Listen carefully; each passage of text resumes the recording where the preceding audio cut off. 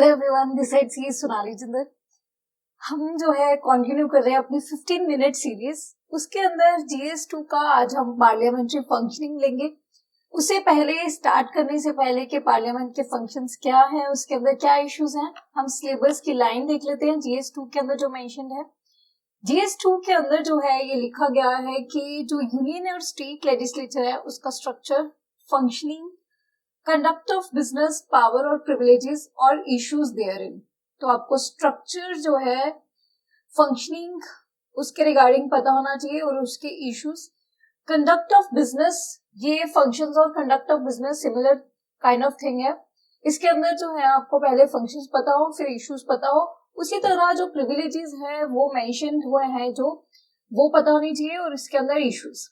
अब इस लाइन को इंटरप्रेट करते हुए जो टॉपिक्स आपको पार्लियामेंट के अंदर कवर करने चाहिए वो ये है, functions of the parliament and issues therein. इसी के अंदर आता है राज्यसभा का रोल, जो कि जो सेकेंड चैम्बर है ऑफ द पार्लियामेंट, राज्यसभा, उसका रोल क्या है। कोरस्पॉन्डिंगली स्टेट के अंदर आप स्टेट लेजिस्लेटिव काउंसिल्स का रोल देखेंगे। स्पीकर का जो ऑफिस है उसका रोल और उसके अंदर जो इम्पार्शियलिटी होनी चाहिए स्पीकर के रोल के अंदर। एंटी डिफेक्शन बिल के अंदर जो 10th शेड्यूल है इसके रिगार्डिंग आपको पढ़ना चाहिए।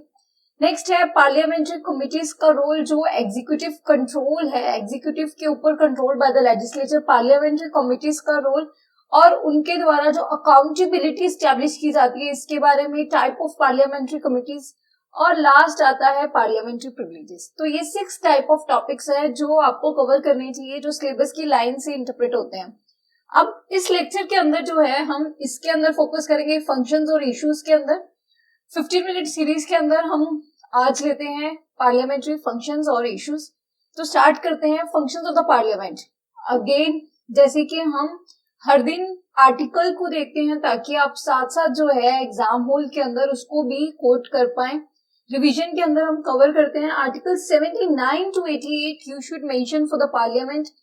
एटलीस्ट अगर आप उसको डिवाइड नहीं कर सकते particularly for the specific article, but at least आप जो है ब्रॉड आर्टिकल 79 to 88 ब्रैकेट के अंदर मेंशन कर सकते हैं, क्योंकि आर्टिकल लिखने से जो है मार्क्स एक्स्ट्रा ऑब्वियसली मिलते हैं। अब यहाँ पे आते हैं फंक्शंस। फंक्शंस को हम जो फर्दर डिवाइड करते हैं, ऑलरेडी आप इसको पढ़ चुके हैं अगर आपने प्रीलिम्स के लिए प्रिपेयर किया होगा। हम इसको जस्ट क्विकली रिवाइज कर लेते हैं, उसके बाद हम इश्यूज देखेंगे। लेजिस्लेटिव के अंदर लॉ मेकिंग पावर जो है वो पार्लियामेंट के अंदर है। इसी के अंदर जो है ऑर्डिनरी बिल्स या कॉन्स्टिट्यूशनल अमेंडमेंट बिल भी लेजिस्लेटर पार्लियामेंट के थ्रू ही पास होता है। एग्जीक्यूटिव के ऊपर जो है कंट्रोल जो है पार्लियामेंट के द्वारा रखा जाता है। इनफैक्ट जो अपॉइंटमेंट्स हैं वो यहाँ के थ्रू होती है, आपको पता होना चाहिए एग्जीक्यूटिव कंट्रोल। और इनफैक्ट पार्लियामेंट्री से ही तो जो है एग्जीक्यूटिव जो काउंसिल ऑफ मिनिस्टर्स हैं वो यहीं से बनते हैं, अब वो मेंशन कर सकते हो। इनफैक्ट स्पीकर की अपॉइंटमेंट भी इसी के थ्रू होती है। देन आता है judiciary. Judiciary role, appointment of जजेस और रिमूवल ऑफ जजेस यहीं से होता है। और फाइनेंशियल पावर, जो फाइनेंशियल इमरजेंसी है वो किसके द्वारा लगाई जाती है, पार्लियामेंट। एंड देन जो बजट पास किया जाता है वो भी पार्लियामेंट के थ्रू। इलेक्टोरल के थ्रू जो है जो प्रेसिडेंट इलेक्शंस या वाइस प्रेसिडेंट इलेक्शंस वो पार्लियामेंट के थ्रू होते हैं। इमरजेंसी पावर्स जो है, मतलब जो नेशनल इमरजेंसी या प्रेसिडेंट रूल लगाया जाता है वो भी पार्लियामेंट के थ्रू होता है। तो ये हमने जो है कुछ फंक्शंस कवर किए पार्लियामेंट के। ऑल्दो आप इसको जो है पॉलिटी पढ़ते वक्त जो है कवर कर चुके होंगे, but when it comes to mains there is a need of rearrangement of your points. जब आप उन पॉइंट्स को एक बार देख लेते हो कि कैसे अरेंज किया जा सकता है, तो एग्जाम हॉल में उसको रिकॉल करना और लिखना थोड़ा इजी हो जाता है। तो आर्टिकल 79 और 288 आपको दिमाग में रखना है। और इन पॉइंट्स के थ्रू जो है कई बार होता है एग्जाम के अंदर डायरेक्ट बेसिक क्वेश्चन आ जाता है, लेकिन हम वहां पे ब्लैंक हो जाते हैं कि इसको किस तरह लिखे। इवन इफ अगर डायरेक्टली नहीं भी पूछा तो आई वुड रिकमेंड आप इस तरह के कोई स्मॉल डायग्राम के थ्रू जो है पार्लियामेंट्री फंक्शन जो है थोड़ा सा मेंशन कर सकते हो। और पार्लियामेंट को इंट्रोड्यूस करते वक्त you can mention these article 79 to 88 और लिखना चाहिए आपको कि जो पार्लियामेंट की जो ऑक्सीजन है, जो मेन चीज है वो डिबेट और डिस्कशन है। पार्लियामेंट जो है एक तरह का टेम्पल ऑफ डेमोक्रेसी है, जहां पे डिस्कशन के थ्रू जो है डिसीजंस लिए जाते हैं, लॉ पास किए जाते हैं। अब इस तरह के उसके फंक्शंस की कुछ लाइन यूज कर सकते हैं। देन अब मूव करते हैं इस पार्लियामेंट्री फंक्शनिंग के अंदर क्या क्या इश्यूज हैं। फर्स्ट आता है lack of parliamentary debate. Recent times में देखा गया है कि बहुत ही कम डिस्कशन के बाद जो है पार्लियामेंट्री बिल्स को पास कर दिया गया है। जैसे कि यहाँ पे लिखा है कि 8 मिनट्स के एवरेज पे जो है बिल को पास कर दिया। इनफैक्ट 1 डे की डिस्कशन के बाद बिल को पास किया गया। जैसे हम इकोनॉमिकली वीकर सेक्शंस के लिए जो रिजर्वेशन है उसको सिर्फ 1 दिन की डिस्कशन दी गई। फार्म बिल जो है बाद में विड्रॉ करने पड़े, वहां पे कोई डिस्कशन नहीं हुआ। तो जो पार्लियामेंट्री डिबेट है, जैसे कि हमने कहा डिस्कशन डिबेट यही है जो मेन फंक्शंस है पार्लियामेंट का, ताकि जो बेटर लॉ बन पाए। लेकिन ये जो है रिसेंट टाइम्स में ये कम देखा जा रहा है। देन वर्किंग आवर्स ऑफ जो पार्लियामेंट है वो कम है। एब्सेंटिज्म देखा जाता है मेंबर्स के अंदर, और 70 डेज ही सिटिंग देखी गई इन द 16th लोकसभा। अब जो है जब आप इश्यूज डिस्कस कर रहे हो उसी टाइम पे थोड़ा थोड़ा वे फॉरवर्ड सोचिए। ऑल्दो हम इसको सेपरेटली भी लेंगे कि वे फॉरवर्ड क्या हो सकता है क्वेश्चन के अंदर, बट मैंने पहले भी बताया है जब आप इश्यूज को लिखते हो उसी टाइम पे अगर आप वे फॉरवर्ड का एक एक पॉइंट लिखते जाओगे, you can use this tabular format to write more points. वहां पे क्या होता है, इस साइड आपने इश्यूज लिख दिए, यहाँ पे आपने वे फॉरवर्ड लिख दिया, जिसके कारण जो है आप मैक्सिमम पॉइंट्स लिख पाओगे। और जो स्पेस कई बार वे फॉरवर्ड के लिए नहीं होती तो आप उसको भी यूटिलाइज कर पाओगे। तो पार्लियामेंट्री डिबेट को जो है वो इनकरेज करना चाहिए। यहाँ पे लेजिस्लेटिव इम्पैक्ट असेसमेंट आना चाहिए, और जो है अगर वो एब्सेंट रहते हैं मेंबर्स, उसके लिए आप कह सकते हो कि कुछ फाइन लगाना चाहिए। स्पीकर का रोल जो है यहाँ पे इम्पोर्टेंट आ जाता है। जो रूल्स हैं लोकसभा या राज्यसभा के वो किस तरह इम्प्लीमेंट हो रहे हैं। नेक्स्ट पॉइंट आता है स्क्रूटनी ऑफ बिल्स जो है वो बहुत कम हो रही है। कमिटीज को बाईपास किया जाता है। अगर हम रिसेंट टाइम्स में देखते हैं तो 16 लोकसभा ने सिर्फ और सिर्फ 25% ऑफ द बिल्स जो है पास किए टू द कमिटीज। और जो बेसिकली पीआरएस स्टडी है वो भी यही कहती है कि जो डिस्कशन के लिए टाइम, बहुत एवरेज टाइम जो है वो बहुत कम हो चुका है। मूव करते हैं नेक्स्ट इश्यूज के अंदर। लेजिस्लेचर को भी बाईपास किया जा रहा है। इनफैक्ट जो एग्जीक्यूटिव के ऊपर कंट्रोल होना चाहिए वो किसके थ्रू किया जाता है। मतलब अगर क्वेश्चन इसी के अंदर मेन चीज अगर हम लगाते हैं तो ये भी हो सकता है कि parliament how it keeps the control on the executive. जैसे हमने सेपरेशन ऑफ पावर डिस्कस किया था, वहां पे भी पार्लियामेंट का जो चेक्स एंड बैलेंसेस के अंदर यही आता है, आर्टिकल 75, जो कि बेसिकली नो कॉन्फिडेंस मोशन की बात करता है। तो एग्जीक्यूटिव के ऊपर चेक होना बहुत इंपॉर्टेंट है पार्लियामेंट का, तभी जो है पार्लियामेंट्री डेमोक्रेसी को हम मेंटेन कर पाएंगे। तो लेजिस्लेचर को बाईपास करने के लिए ऑर्डिनेंस पावर जो है वो यूज की जा रही है। आर्टिकल 123 फ्रीक्वेंट ऑर्डिनेंसेस देखे गए हैं।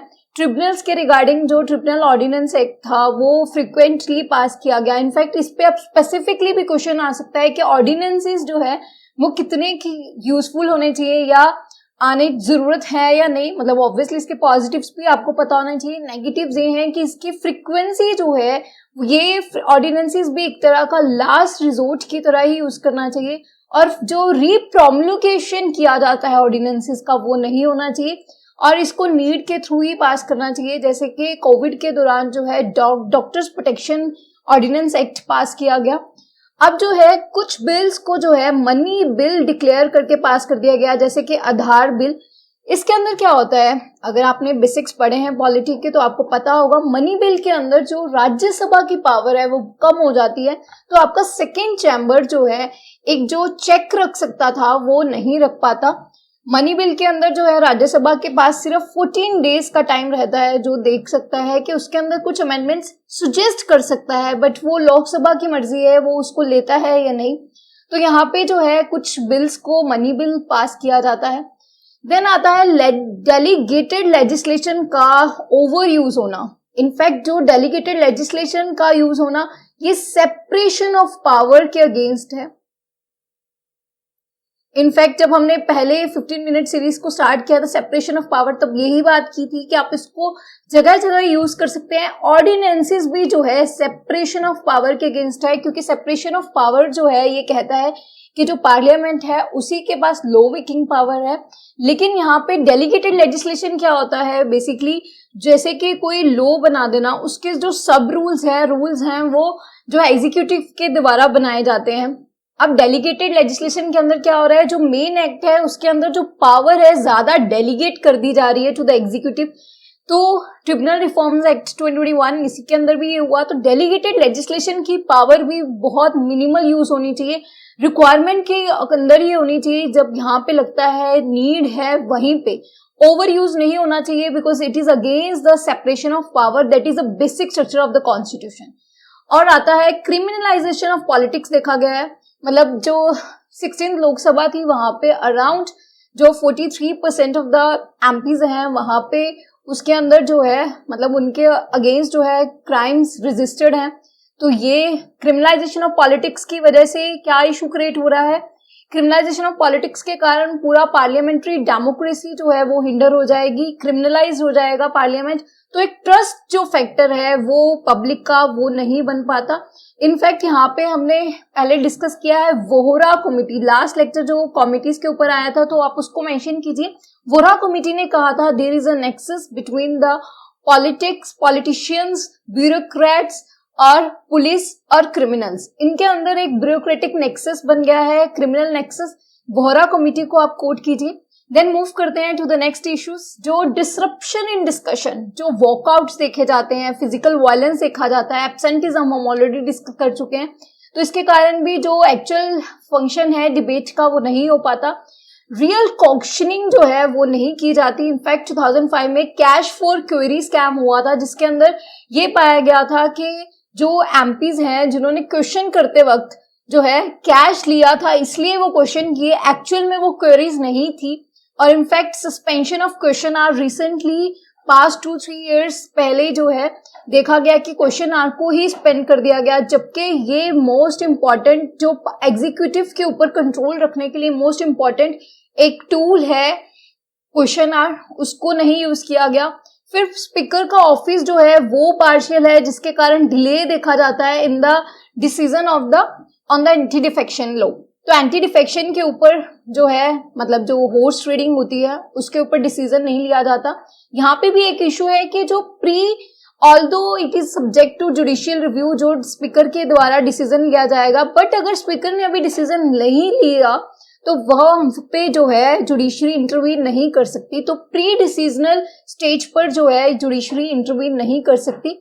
तो ये सब जो इश्यूज हैं यहाँ पे आप वे फॉरवर्ड सोच सकते हो, लेकिन कुछ स्पेसिफिक वे फॉरवर्ड्स मैं आपको बता देती हूँ। We can use the UK model, जहाँ पे बात आती है क्योंकि ऑपोजिशन की स्ट्रॉन्ग अगर नहीं है, ऑल्दो अभी जो न्यूली अपॉइंटेड है वहां पे ऑपोजिशन है, लीडर ऑफ ऑपोजिशन, लेकिन जो प्रीवियस थी उसके अंदर लीडर ऑफ ऑपोजिशन भी पेंडिंग था, डिप्टी स्पीकर को भी अपॉइंट नहीं किया गया था। तो ऑपोजिशन के स्ट्रॉन्ग को रखने के लिए ऑपोजिशन होने इसलिए इंपॉर्टेंट है, तभी that will question the government की क्वेश्चनिंग करना ही मेन फंक्शन है पार्लियामेंट का।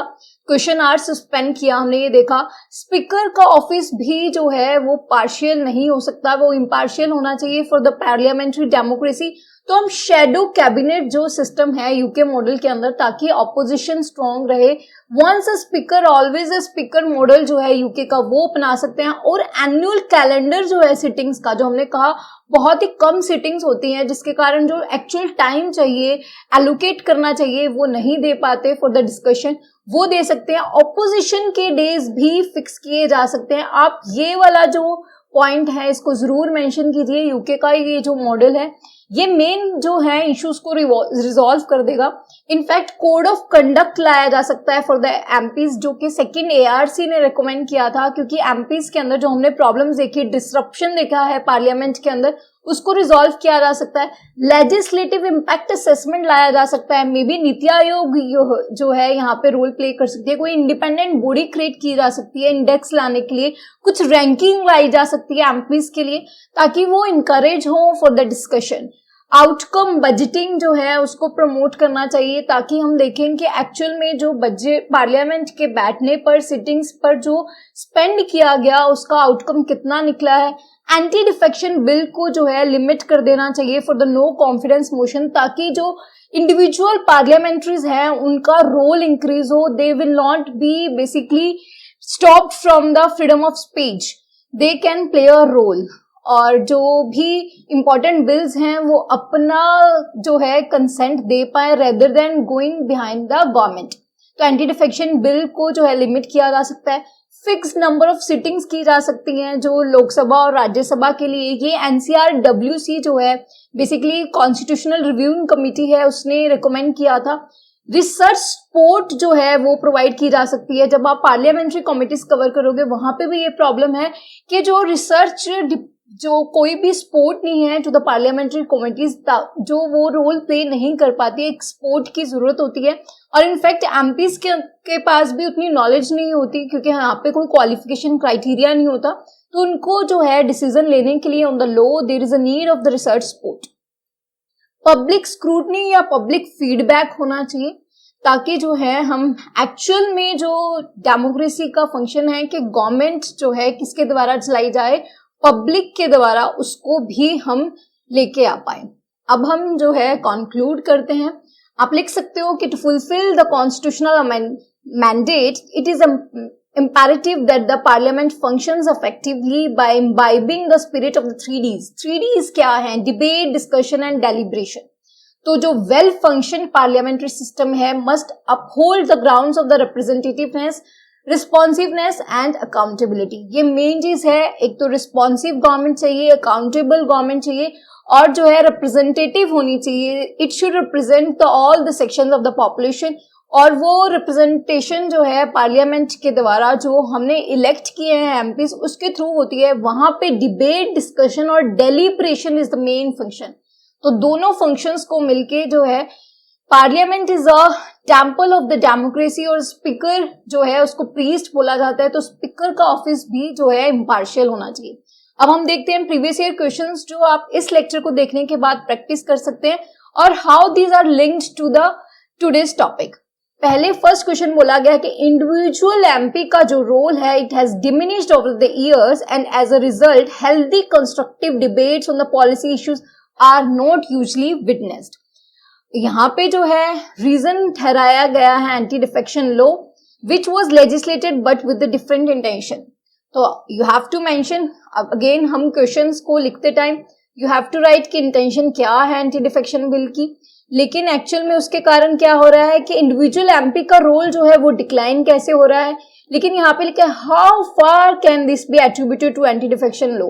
You have to write the other reasons as well जिसके कारण जो है इंडिविजुअल एमपी का रोल जो है वो डिक्लाइन हुआ है। यहाँ पे आपको लिखना पड़ेगा कि एब्सेंटिज्म है, वॉकआउट्स देखे जाते हैं, और इनफैक्ट लोग जो राज्यसभा का एमपी है उसको कैसे बाईपास कर दिया जा रहा है, क्योंकि वो मनी बिल दिखा के डिस्कशन के लिए कम टाइम दिया जा रहा है। और एमपीज का रोल इसलिए भी कम है क्योंकि उनको नॉलेज नहीं है, they are not qualified enough to comment upon. और आप एंटी डिफेक्शन तो लिखोगे क्योंकि विप के कारण जो है they can't use their freedom of speech. तो आपको ये क्वेश्चन इस तरह लिखना है। नेक्स्ट क्वेश्चन जो है स्पेसिफिकली 2019 का भी इसी के ऊपर पूछा गया है। इंडिविजुअल जो parliamentary role as a national law maker is on the decline which in turn adversely impacted the quality of debates and their outcome। यहाँ पे आपको other reasons पर भी पूरा focus देना है, but one point you have to mention, anti-defection bill is also reason for the decline of the individual parliamentary role। तो यहाँ से जो है आप पॉइंट्स निकाल पाओगे। लास्ट क्वेश्चन है जहाँ पे डायरेक्टली पूछा गया है कि in your view the parliament is able to ensure the accountability of the executive in India. यहाँ पे आपको पहले तो पॉजिटिव लिखिए कि एग्जीक्यूटिव के ऊपर जो है पार्लियामेंट कैसे कंट्रोल रखता है। You have to write about the budget pass किया जाता है, फाइनेंशियल पावर है, लॉ को पास किया जाता है। In fact you have to write no confidence motion pass किया जा सकता है लोकसभा के द्वारा against the council of ministers. इन सब पॉइंट्स को लिखते हुए you can write the financial emergency लगाई जा सकती है। नेशनल इमरजेंसी हो सकती है, प्रेसिडेंट रूल हो सकता है। तो इस तरह के जो एग्जीक्यूटिव के ऊपर कंट्रोल लिखने के बाद you have to write is there a real जो इंश्योर कर पा रहे हैं accountability, then you have to write the issues. Parliament के अंदर क्या वो कर पा रहा है, नहीं, there is a lack of opposition. Again वही पॉइंट्स लिखने हैं कि मनी बिल बना के पास कर दिया जा रहा है, एक्चुअल में डिस्कशन नहीं की जा रही, डेलीगेटेड लेजिस्लेशन का ओवर यूज हो रहा है, ऑर्डिनेंसेस का ओवर यूज हो रहा है, कमिटीज को बाईपास कर दे रहे हैं। तो बेसिकली पॉइंट्स जो टॉपिक्स हैं वो वही लिखने हैं। It is on you how you restructure your answers. तो आपको वही नॉलेज यूज करके जो है अपने आंसर्स को लिख सकते हो। And please write these answers. You can also share your answers with us on the Telegram channel that is given in the description. All the best to all of you. And please like, share and subscribe our channel so that you can get the updates about the innovative programs that are being brought by us for the mains and prelims. All the best to all of you. Thank you.